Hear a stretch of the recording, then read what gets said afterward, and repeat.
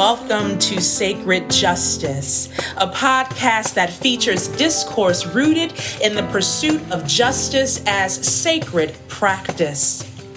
Our weekly discussions reflect on current events, art, media, theology, and how they intersect with the movements for freedom and liberation.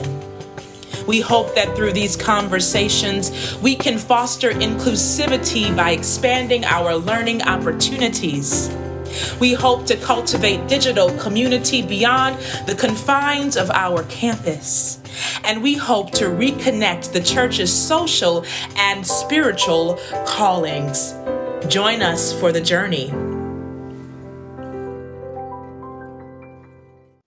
Welcome back to Sacred Justice. We are on our 8th episode, and today we are getting into some very tasty conversation, which you'll know more about later. But I want to reflect a little bit on our previous episode. We talked about decolonizing liturgy. And as we've been exploring what that looks like in a few small groups here, one of the things that occurred to me while leading a session on decolonizing liturgy was that dismantling white dominance in anything, but we're talking about worship spaces and liturgy now, right? Dismantling white dominance, it has to happen through naming and owning the thing as white. And a lot of times we are trying to have these conversations about church and church culture and liturgical things and not naming it as white, but other things get named as Black or Native or something else, right? And I was thinking about when I was taking this doctoral course when I was in graduate school that I got to sneak into called ethnomusicology. And one of the things we kept arguing about in the class was that so much of the course was about the ethnography and not about the music, because we don't get the privilege to talk about Black music or Chinese music or, Native music without having to do all this ethnographic unpacking before we get to the actual music. Whereas if you were a musicologist, you could just talk about and then Mozart did this. And then Beethoven did that. But there's never a labeling of that as white. It's always just music. And I'm seeing the same thing in the conversations about liturgy and worship, that we're never able to name that. And so I'm just sitting with that today. And I think it might be relevant to the conversation we'll have later on about food and spirituality. But do you have any reflections on that? Oh, my goodness, yes. Well, first of all, one of these things that's amazing is when we do these podcasts, we don't know what's going to happen in the day leading up to when we record or what's going to happen after or where we're going to be at in our thought process. But right before we got on today, I was on a conversation with a woman who lives in Asheville who does what's called story medicine. An African-American woman who roots herself in the indigenous tradition that provides what she calls story medicine for people. And so we're on the call and I'm talking to her about some partnerships we might work on together on racial healing and maybe having her come do some workshops at the church to help people to work through their pain. And she says to me, I said something about, the whiteness stuff we're working on. She says, we have to name that we have to say this is a spiritual problem. And then she said, you have to call a thing by its name. The first thing you have to do is call a thing by its name in your authority to do so. And those of you who are hearing that should be hearing echoes of the Gospels and Jesus and Legion and other demonic forces. Because when you call a thing by its name, it loses some of its power. Yeah. And especially it loses its secret power. Yeah. The hidden power that makes it more powerful. It makes you not know why you love it, why you care about it, or why it's so important to you, why it has a hold on you. So I think we got to call things by their name before we can deal with them at all. They have to be named. And some people just don't even like the naming process, let alone once we name something, we got a whole lot more work to do. Yeah. That's just the beginning.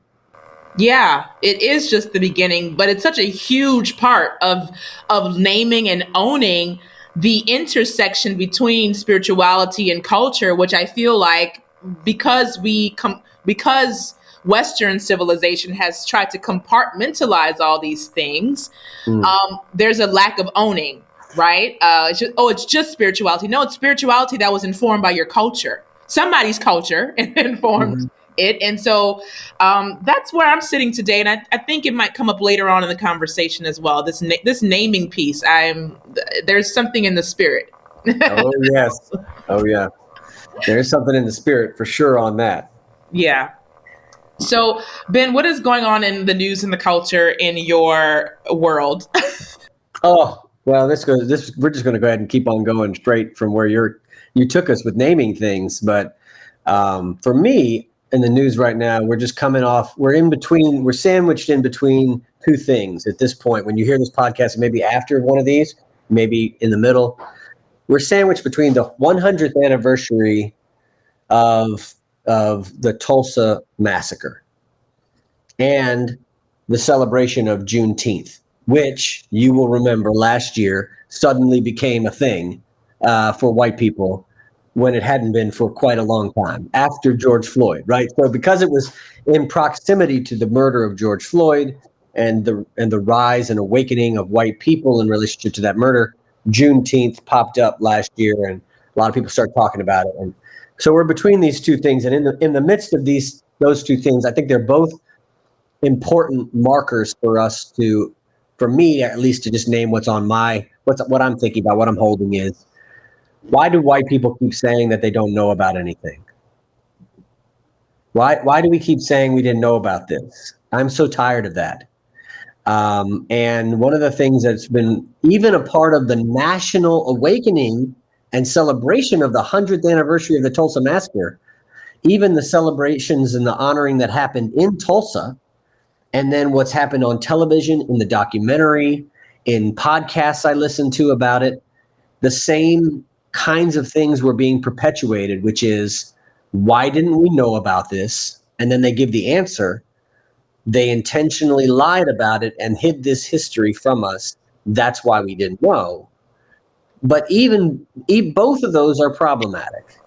Mm-hmm. Both of those are problematic. First one is problematic because we should have known, right? So let's not pretend that we shouldn't have known. We should have known. The second thing is, it's not an isolated case, right? There were massacres all over the country at that time period. You can go back and study what happened in 1919, what happened in 1920, what happened in 1921. Many places across the country, there was a rash of massacres and race-based white on black violence all over the country. And there was a massacre and an uprising, a coup here in North Carolina, in Wilmington. Yeah. But again, we pretended we didn't know about, and that happened even before before Tulsa, 20 years before Tulsa. So I think one of the things I'm sitting with is, why do we keep not knowing? What is the not knowing? Is it an intentional not knowing? I think. And then the second thing is this whole business of, they lied about it, that's why we didn't know. No. Yes, they lied, but that's not why you didn't know. You didn't know because you didn't care, right? So I think the thing that really hit me as I was reading this article by Robin D.G. Kelly about the Tulsa Massacre, and I posted it on Facebook for those who want to watch. We can share it online here for folks, but he really blew my mind. Basically, he just dispels all these myths, and he said, over the last 40 years, the Tulsa Race Massacre is probably the number one event discussed by Black historians in America. The number one event written about. And he cited like 20 books that have been written since 1950 on the Tulsa Race Massacre. And then there were also documentaries. Not like recently, not like Watchmen and Lovecraft and that stuff, which we can talk about, Mia. But he said there was a 60 Minutes thing in 1999 that he said was just devastating, but people just ignored it. Mm. 1999, people just ignored it. So it's not like we didn't. It's not that we didn't know, we didn't care. That's what we have to own. We own that now we're trying to care, not trying to know. I mean, there's also a knowing, but that knowing, the ignorance is a willful ignorance. Yeah. Yeah. I think I grew up knowing about, of course, the massacre, but there wasn't a lot of energy around it in school. Mm-hmm. Right. So you had to have gone home, as with almost anything related to African American history in this country, you would have had to go home and do your own work around that. Um, and I think that, watching Lovecraft, which, you forced me to watch, You're going to tell everybody that, aren't you? Tell them all. Watching Lovecraft, and they got to that episode where they were experiencing the Tulsa massacre, right? I don't want to spoil it for those who haven't watched, but they get to this point in the episode, and it just sort of did something. It set with my spirit in a different way. I don't. We've gotten to a place now where like there's almost an obsession with it. From a Hollywood, from Hollywood, right? From a TV and film standpoint. So there's a whole lot, between Watchmen and Lovecraft, there's a whole lot of energy around making sure we tell that story, which I think is good, but it's also like, I don't know, it can feel cheap on occasion. Mm-hmm. You've been talking to me about this, and it's been convicting me in some ways, but also just trying to think about what is it about that white people who's something for? What is the art for? Who's consuming it? And are they critical consumers? Are they thinking about why they're I think about my parents watching Roots when we were kids. Why did they watch Roots? What was it about? Was it about the art? Was it about understanding? I think about the Passion of the Christ and the violence of the Passion of the Christ and the problematic nature of the violence in the Passion of the Christ, and how when it was happening to Jesus and that violence, we're like, that might be historically accurate, but we don't need it. We don't need it. Even if it was, well, why do we need it?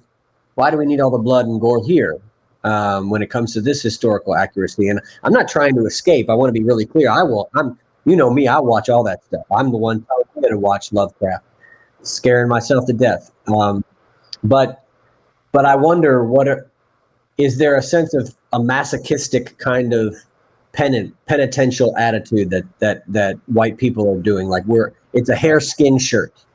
It's a lash on the back for ourselves. Like, let me feel bad for a little while and then go back to drinking my beer and watching whatever I want. Yeah. Ted Lasso. Let's do the thing for a little while and then let me escape again, because I can, right? So I can go into the pain and then escape from the pain.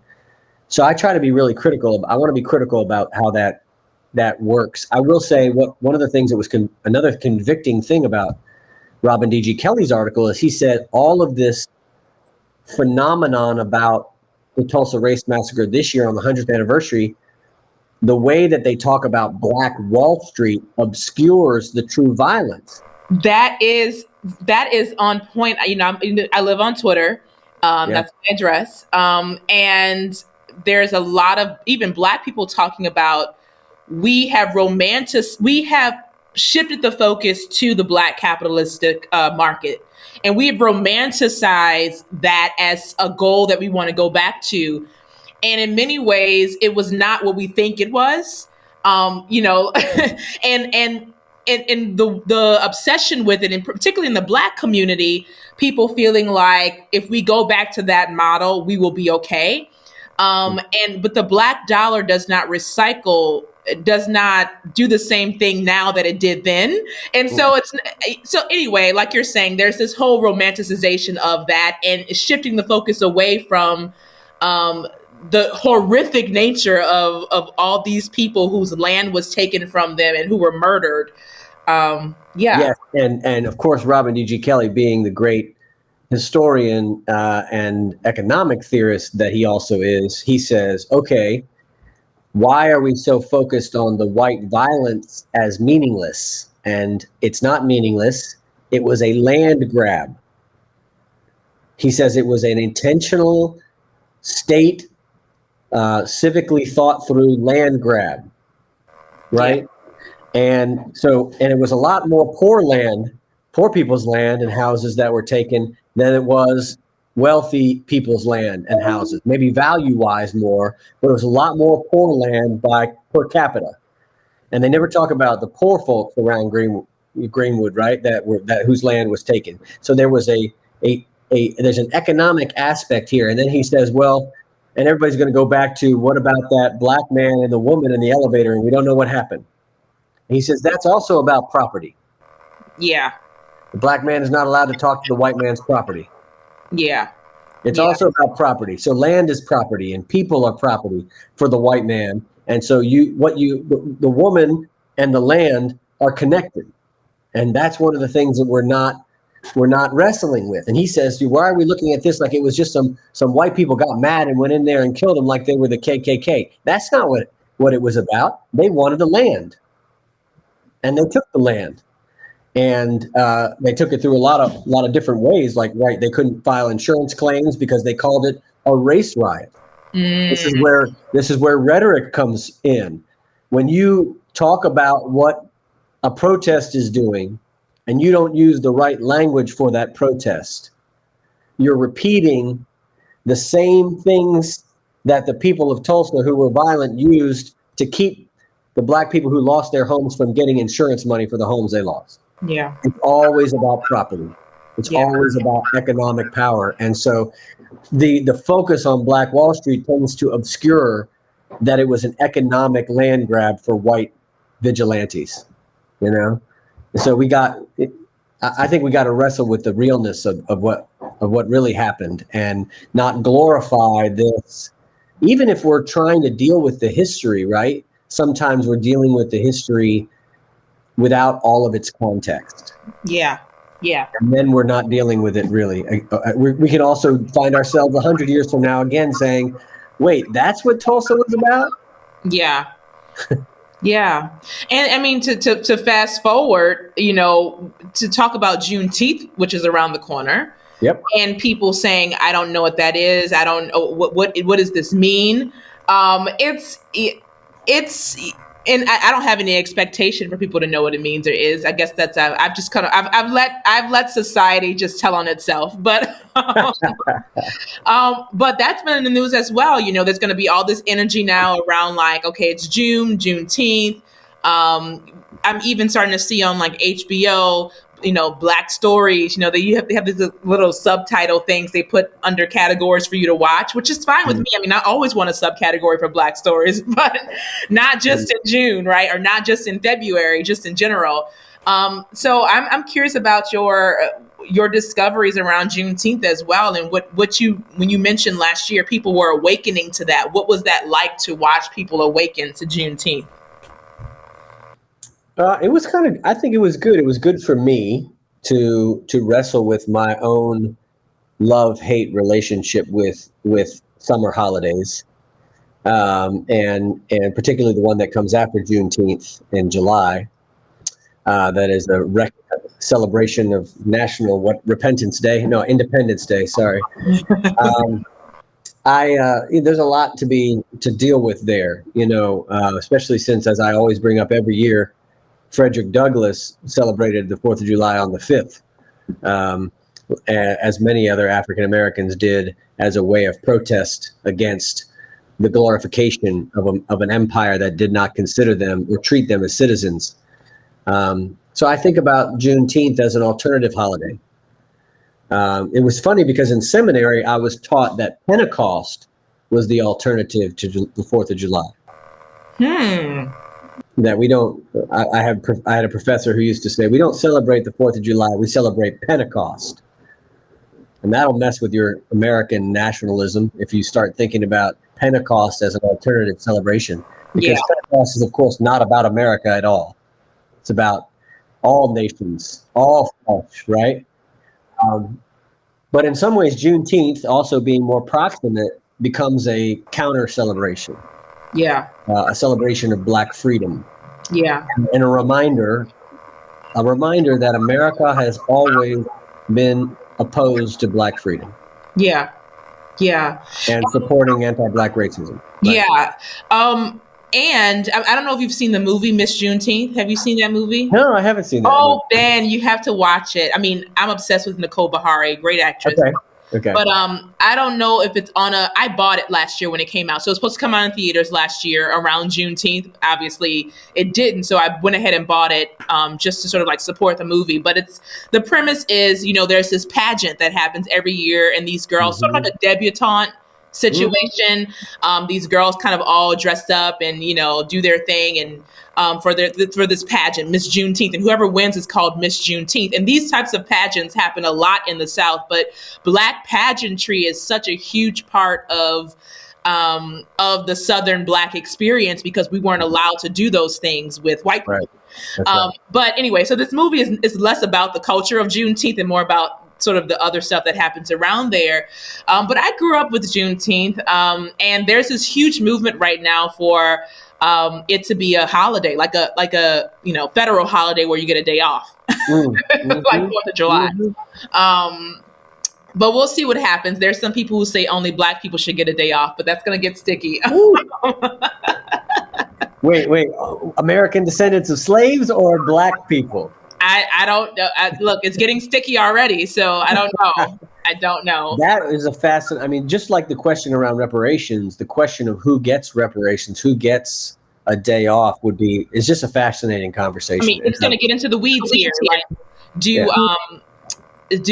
like if you're 1/4 Black, do you get off? If you're 1/8 Black, does Archie get off? Archie, the what's his Harry and Meghan's son? Does he get off? Oh yeah. I don't know. Yeah. I don't know. That's a good question, right? Well, if you go by the 1 drop rule, then yeah. Then all of a sudden everybody's gonna have 1 drop. Well, that's right. That's a problem. Yeah, I think that's an interesting. I'll definitely watch it. You think Lucy can handle the Miss Juneteenth? Is it? Oh yeah, I think so. Yeah. I think we'll watch it together. Yeah, watch it together. I think I'm actually going to a Juneteenth party this year. First Juneteenth party I've ever been invited to, so that's kind of cool. Okay. I think we should celebrate these things. I think we need alternative celebrations. This, to me, goes right into what we've been talking about with decolonizing liturgy. We need a new lectionary calendar. Mia and I are going to write one. If y'all don't figure it out before us, we're going to write one. We're going to write a new liturgical year. We're going to be following the way of James Baldwin, not Jesus anymore. No, just kidding. No, we're going to follow Jesus, but how you follow Jesus and which stories you tell matters. And I think these celebrations in the summer are all during ordinary time. So you could do it all however you want, Yeah. and why we've chosen certain feast days and certain saints over other saints. All these things matter for us as we try to decolonize the worship of the church and its work. Yeah. Our topic for today is dealing with this wonderful documentary called High on the Hog. But before we get there, I usually have a quote for you all, but today I have a audio clip from a different documentary on Netflix that I want you to watch called In Our Mother's Gardens. You've seen it? Great. Mm-hmm. It's fabulous. Directed by Chantrell P. Lewis. There's some wonderful people. I have a professor that's in there. There's a colleague of ours that's in there. So there's some excellent conversations around spirituality and womanhood and identity. So please watch this. But this is from a clip. Teresa. Yes. James and I were in school together. So. Yes. I love seeing her face in there. It was amazing. And so this clip that I'm about to play is a clip of Dr. Coco, who is a New Orleanian who lives in California. Many people don't know there was a huge migration west from Louisiana in starting in the 60s. And so my relatives ended up in Oakland. Some others kind of settled around Southern California. So there was this move to go to California to get away from sort of segregation and things like that. Anyway, so she is part of New Orleans West in California. And she's talking about, very spiritual woman. She's cooking right now. She's cooking a meal for the ancestors. And she's talking about how she joined this Baptist church one time. And here's what she says. I said, whatever those people believe is true. And I became a Baptist. Because I said, whatever those people believe, it must be true by the way they act in their body. Because they get into some, like maybe the lady that come into church and she's like this, and has a cane, and they be like, how you doing, Mother Jackson? She's like, I'm just doing all right. And the next thing you know, she's going that deep, how low can you go? Death row, what a brother know, coming out and flipping in church. I said, that's true. All of that's got to be true because it's true in the body. Look at how this is looking. All of that's got to be true because it's true in the body. That's my favorite part of the entire documentary. And, we'll have to do an episode on that later. But I chose that because she's cooking. She's talking about spirituality. This is not a separate thing for her, right? For her to go on this tangent while she's cooking this meal for the ancestors. And she's talking about the food she's about to give them and lay at the altar, right? This is all connected. You cannot separate the spiritual from the cultural from the nutritional. And so our theme today is reflecting on High on the Hog. All right, Ben, you've gotten further than me in it, but tell me, you told me to watch it, and I was kind of putting it off for later, but I decided to, watch 2 episodes. Tell me about. Okay, wait, was it a better recommendation than Lovecraft? No, it is. I'm very much enjoying it. Because you've already told people not to listen to my recommendations, so. No. Lovecraft is fine. Do go watch Lovecraft too. But High on the Hog is about food, which I really enjoy. So tell me about your High on the Hog journey so far. So I'm 3 in, and there's only 4, so I'm saving one because I don't want it to end. I don't like food shows. Let me just say that first of all. I don't like food shows. I don't like shows about housing, which is what they got on in the dentist's office now. I guess somehow they think shows about white people building houses are neutral. But I don't like food shows. I don't like housing shows. The only food show I really like is Great British Baking Show. But anyway, so I was not going in with high expectations. Even though I read some good things, I was like, what's this going to be about? Oh my, they had me from the credits. And just the journey of the story of food and where it comes from and how it got here and its relationship to the African experience, the experience of the African diaspora and the Middle Passage and slavery. I was blown away. I mean, I think part of it was, how deep it went, not just on the food itself, even into how it was prepared, which I thought was really cool. But also how deep they went on the history behind it and did not shy away from the complexity and the pain of the story of the history behind it. And so there are a lot of things I'll never see the same. I'll never see okra the same again. I already loved okra because I'm from the South. My mom cooks okra, fried okra, nothing like fried okra. Put that okra in the stew. You gotta make some stew with that okra. So I was surprised that what the original French word for okra is gumbo. So that's where the word gumbo probably comes from, is that it's an okra stew. We grew up eating okra gumbo. It wasn't my favorite. I like seafood gumbo better, but we grew up eating okra gumbo. See, now, but you can put some seafood in an okra stew, can't you? Here's the problem with okra. Okra spoils quickly. Okay. So keep it. If you even gumbo spoils quickly, but okra is like a special kind of spoil. It starts to, you open that pot, some spoiled okra in it, it starts to bubble over. It's a nightmare, and so people are scared to do the stew because you got to know what you're doing. Yeah. Well, one time I'll just tell a story about some okra. I love okra. I used to make okra. And one time I went to a farmer's market and bought a bunch of really hot habanero peppers and cooked them up with some okra. and mixed it all together. And here's an example of not knowing what I'm doing. And it smelled good. And so I bent down to get a big sniff. And the peppers were so hot, they burnt the inside of my nostrils. Ooh, ooh. Fire all up in my nostrils. I started freaking out. I started pouring milk down there. I didn't know what to do. Finally, I was able to take care of it by putting Vaseline up there to cool it down. But like, it was painful, very painful. So they were so hot. The okra was so hot, people couldn't eat it. Yeah. But also, I was stupid and dumb. I'll never forget that. But I do love some these things you learn when you actually try to cook and you make mistakes. Mm-hmm. But I love some okra, and I think seeing how okra was, the way it worked in the dishes, the way that particular, and then of course we would not have okra here.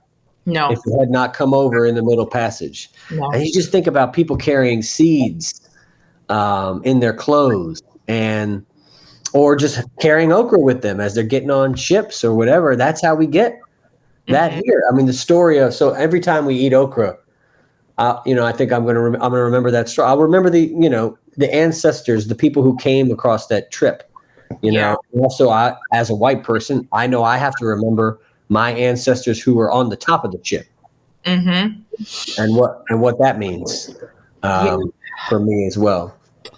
The yam bit, I always knew the yam bit was, I knew that there was something wrong with the yams here. Like, I always knew that, but I didn't know the extent of how different the yam and the sweet potato are.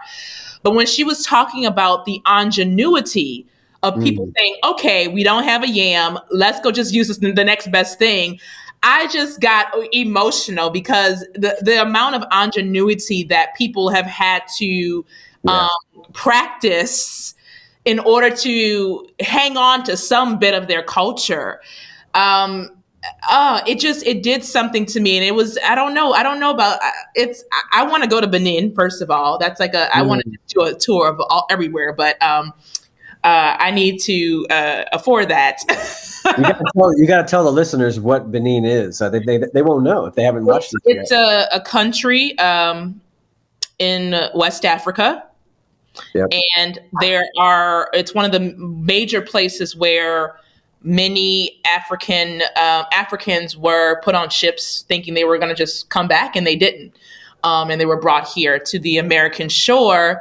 And the Dahomey kingdom was huge in Benin. And that is pretty much, I wouldn't say proven, scholars can say a lot of things. Basically, voodoo is thought to have originated there and then was brought here through the transatlantic slave trade, which is a huge part of my culture, voodoo, and being from New Orleans. Yeah. And I've never gotten one of those ancestry tests because I'm opposed to paying people money for that. I just feel like you should pay me to take it. But there's a lot of people who have discovered that they have a large percentage of their heritage from Benin.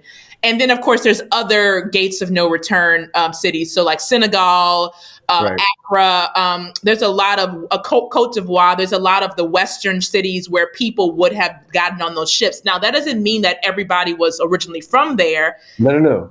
Some of the ships did go from the eastern part of Africa around to parts like Brazil and Southern America. But a lot of times people were journeying through various different countries in Africa, but they were just leaving from the gates of no return, which are on the western coast. So, right. Yeah. I mean, just to have that experience that he had at the gate with the professor who wrote the book. So we should say that there's a book, High on the Hog. The Netflix journey is based on the book written by Jessica B. Harris, forward by Maya Angelou, a culinary journey from a culinary journey from Africa to America. And she walks with him, the author of that book, through that first episode, all the way to the gate of no return, through a marketplace, which is just vibrant. It's just on fire. Oh, and they talk about, is that episode or the next one where they talk about rice? I think might be the next one. I think it's the first. Oh, well, no, I think it's the first one, because the first one is centered on the culinary cuisine of Benin. And they talk about the different rice dishes that are kind of like jollof, jambalaya. Right. Yeah. And he goes and the woman says, you got 3 different kinds of rice here. Broken once, broken twice, and Yeah. smashed. And I Yeah. was like, whoa, okay. And Yeah. you can buy it that way. And, Broken once, broken twice. and then they talk about rice again in the second episode, saying that the forcing rice on the terrain here changed the landscape of like the Carolinas and Georgia, like, the coastal Yeah. areas. Yeah. Now that I did not know. I did not know that they moved more sod and more earth to make the rice plantations of North and South Carolina than they did to build the pyramids. Yeah. Now that was unbelievable. And then this golden rice that is so important, right? That has been revived now that you can get in your grits in Charleston if you're smart, and if you shop certain places, you can buy it and make it for yourself here. These golden rice grits that you can get. All that was born here out of the ingenuity of enslaved people. And then the reason that it died out was because all the slaves were moved to cotton, and nobody knew how to do the golden rice anymore, which was just a reminder of the way in which our economy, every cash crop, has depended upon the ingenuity of Black people. I mean, when you start talking about reparations, how can you account for every dollar of cotton that was made? Yeah. How can you account for every dollar on golden rice that was made? You can't account for all that. Yeah. And one of the things he said about the rice, he said something. Oh, Charleston was the wealthiest city in America at the time. Absolutely. I had no idea. Yeah. And I've never been to Charleston. It's on my list, but I've heard it looks a lot like New Orleans. And so there's something about the port cities in this country that they're so vibrant and familiar to me.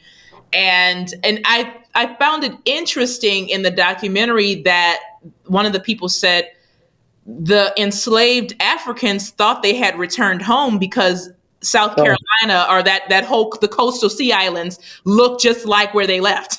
They said it was like a cruel joke. Yeah. To come out of the Middle Passage and look, and you're landing on land that looks just like where you came from. Yeah. And then to be doing some of the same kind of harvesting. It's just like, but of course not having any autonomy. You're right. I thought that was really powerful. What else? I was trying to remember something else was powerful in that one. Oh, the folks from Apex, right down the road here, that were being displaced by an eminent domain, a highway going through their family farm. Yeah. And the meal that they had. That was prepared from the land. Right. By a woman who is from the area, but left to live in New York, and then came back to take care of the land, and then her uncle and many of her relatives being forcibly removed so that they can expand the highway. Well, and the cruel part of it to me was that the history of the beginning and the end, and how the beginning, the land that they were able to get that land because it was undesirable land that people thought could not be cultivated. Yes. So the family establishes themselves there because there's nowhere else they can go. But they till the land for so long that they make the land through their love and their work into something that can flourish. And then with eminent domain, we just take it back and destroy it. Yeah. To me, the history of that from beginning to end is about as clear a metaphor for the way whiteness has worked in American history, the way we have treated Black people in American history. To me, it's like a metaphor. It's like Naboth's vineyard or something in the Bible. It's like a parable. Yeah. But it's also real. Yeah, it's real, and nobody knows this land. Second to indigenous people, nobody knows this land like African descendants. Nobody knows the ingenuity, the way they were able to make something happen, even though they were given the non-desirable parts, just like they were given the non-desirable parts of the pigs and the other things that we made kale happen before it was on the shelves in the store. Nobody wanted kale, you know? She was the one who was the collard green farmer. Yeah. Yeah. She's the collard. And then they had collard greens that night, and it was like a mixture of like collard greens and turnip greens and mustard greens all Oh, mixed together. I was like, that's get how I me grew some up. of that. Where can Oh, you get that in Charlotte? You cannot I'll, find that. I'll make you some, Ben, one day. Okay, we're gonna have to make this up because we're not gonna be able to get that in the store down here. No, no, no, no. You gotta put some work into that. And what else did I see? They made was it a beet pie?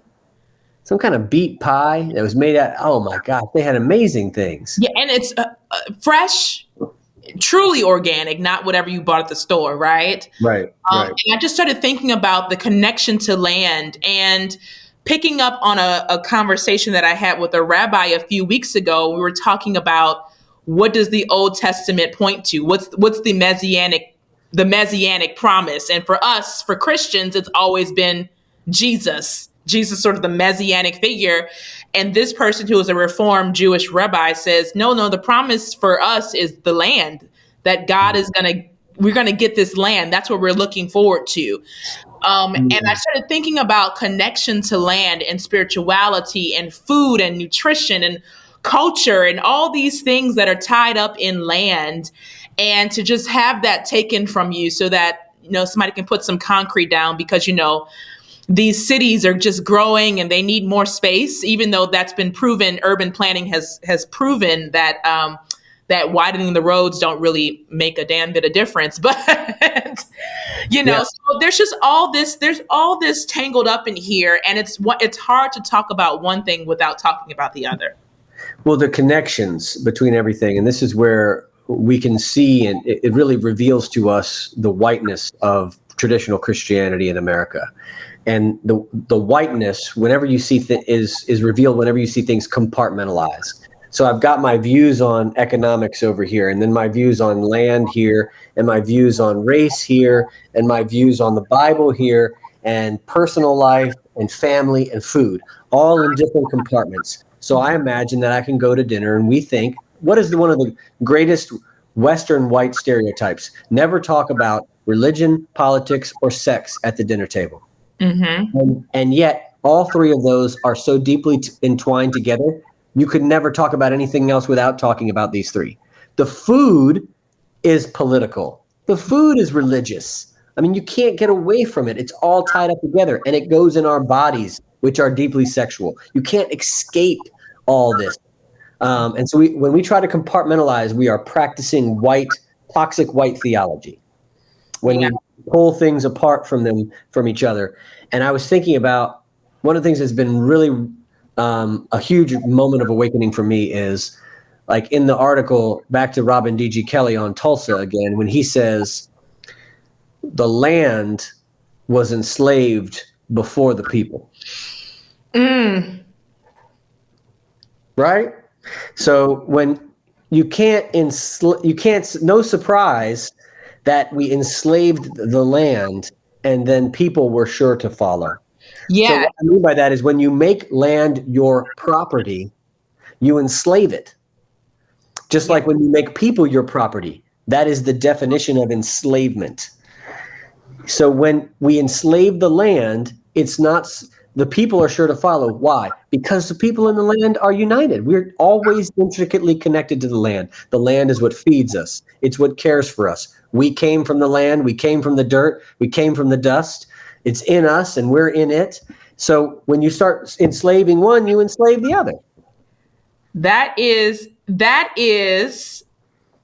eco-theology, Ben. I was looking for the word, but but I was thinking, when you said the land was enslaved, I was thinking about how many eco-feminists and eco-theologians consider Romans 8 to be about the land and not about our personal, groaning.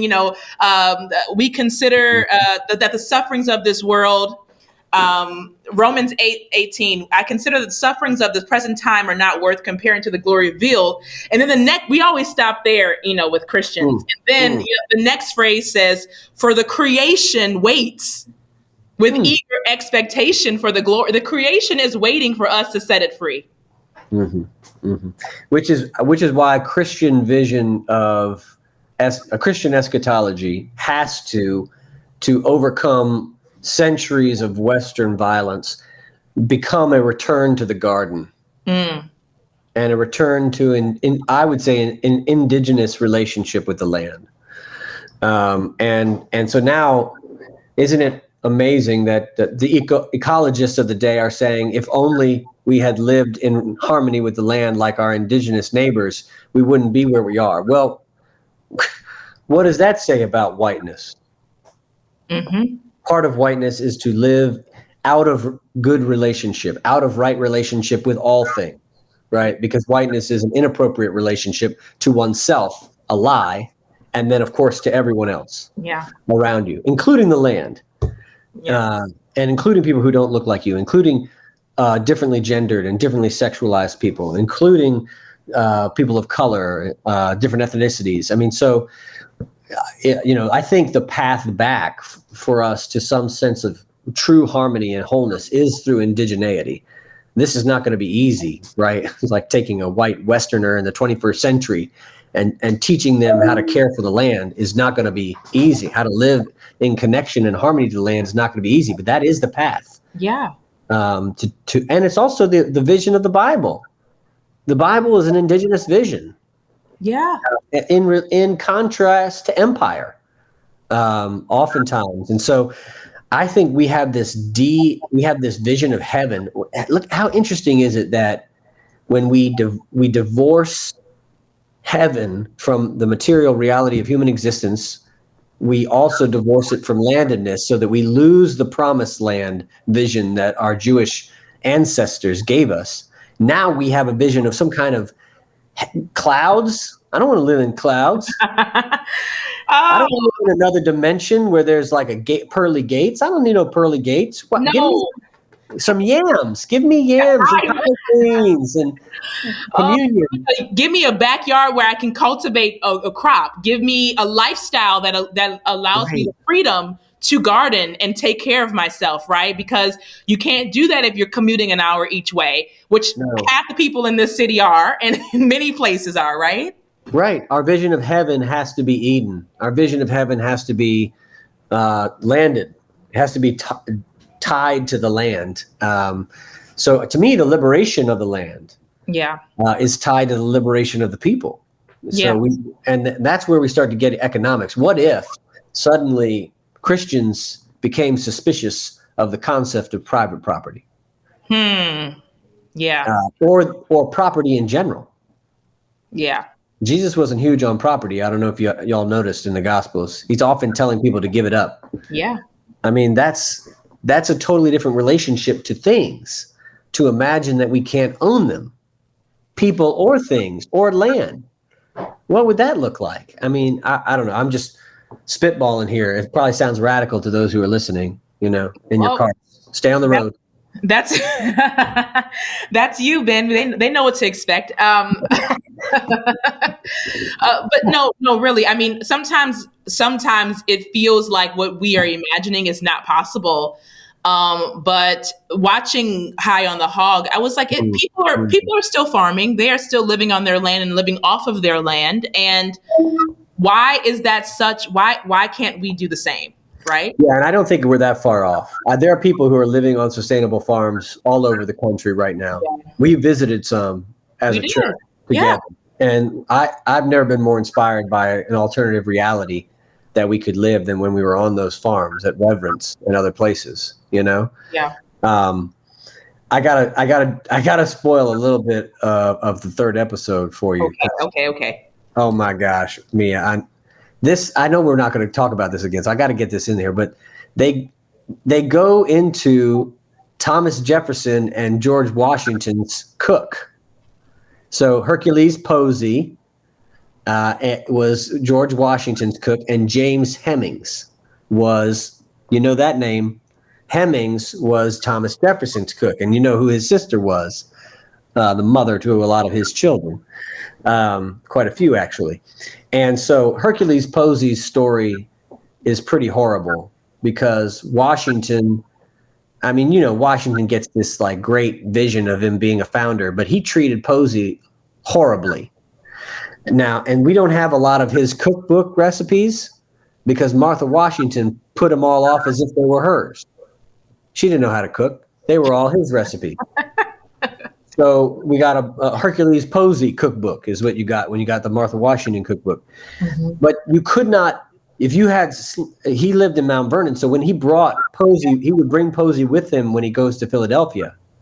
But in Philadelphia, if you were in Philadelphia for more than 6 months, you were free automatically. So he would have to send Posey home so as not to allow him to become free. To the point where Posey decides, I'm done.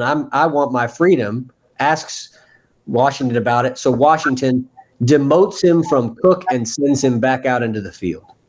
Mm. And that's where this brilliant cook who cooked for the first founding family ends up at the end of his life is out in a field. Washington never reconciles that situation. You know, that one's horrible. The second one with Hemmings, Thomas Jefferson, a slightly bit more enlightened, takes James. I think, what did I say? James Hemmings. It's James Hemmings with him as a 19-year-old all the way to France to get him trained as a cook. That's how serious Jefferson is about food. Mm.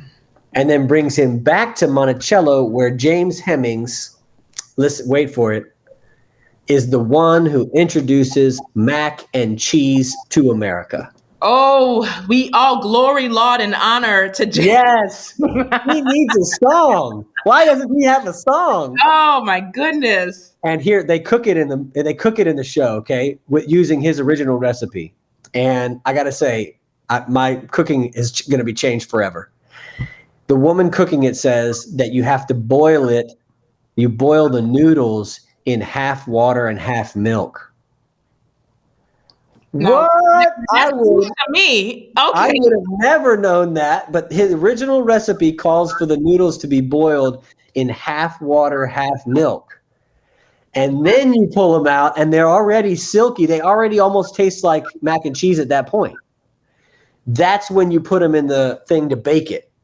And you do layers, right? Layer of noodles, layer of cheese. But she's like, every layer of cheese is a whole bunch of butter. So it's another layer of noodles and another layer of cheese and butter. Another layer of noodles, another layer of cheese and butter. And then baked it. She baked it in one of those steel, basically cast iron steel pots on the fire. And so it came out with a crispy top because she put coals on the top. That's how they got the crispy top.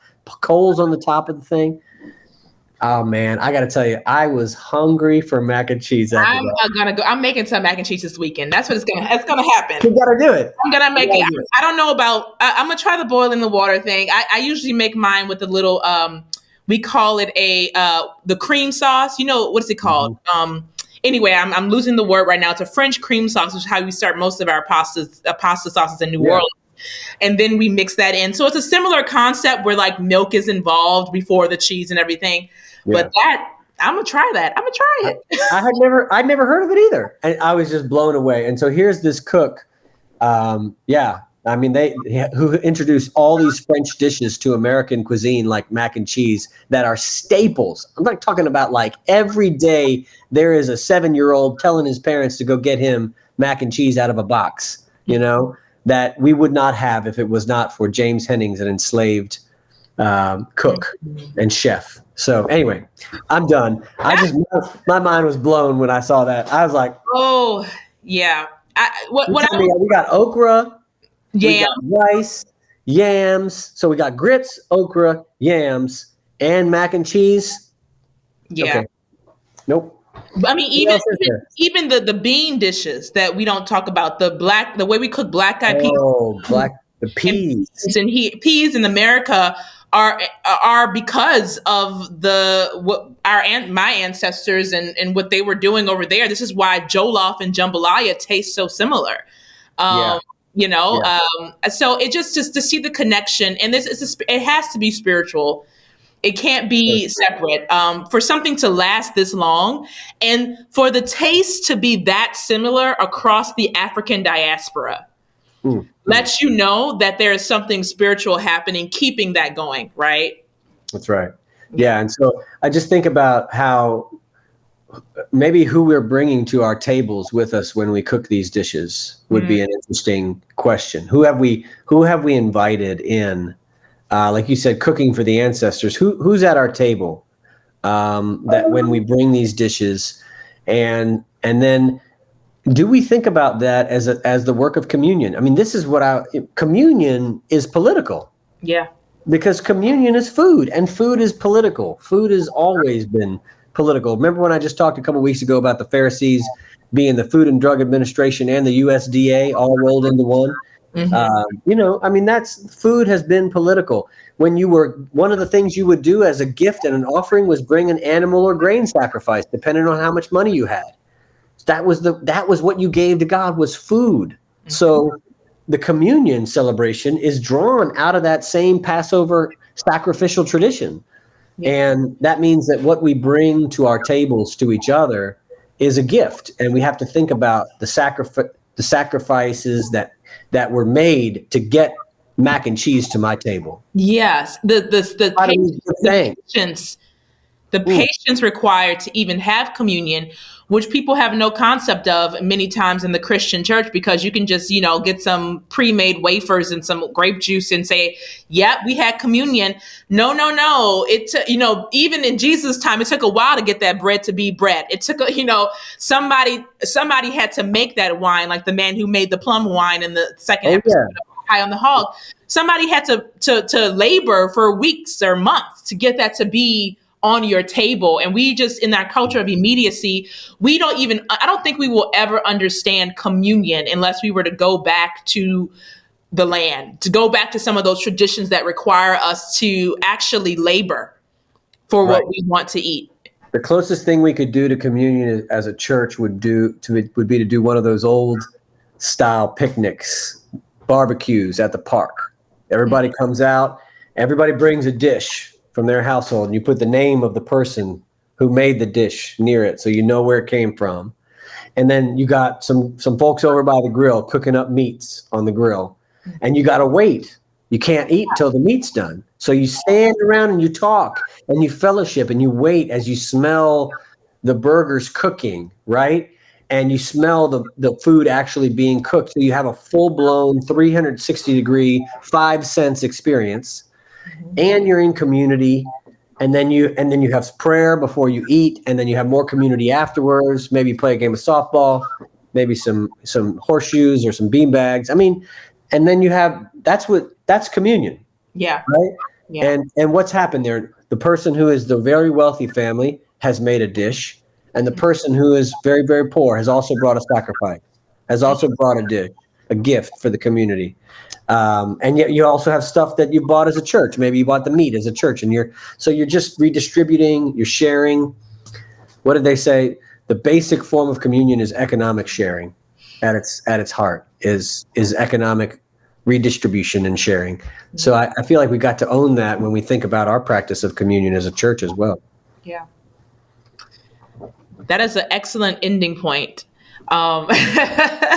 Well, no, the real end is going to be when you and I are eating some mac and cheese. Oh, that's true.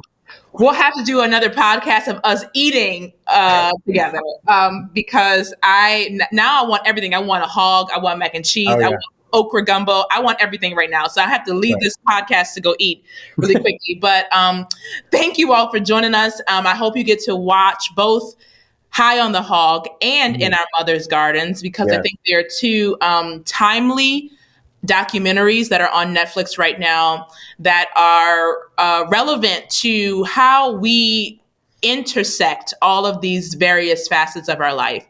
So I hope you get to watch, and then we will see you next week to talk about something else. All right. See y'all. Friends, that was our episode this week.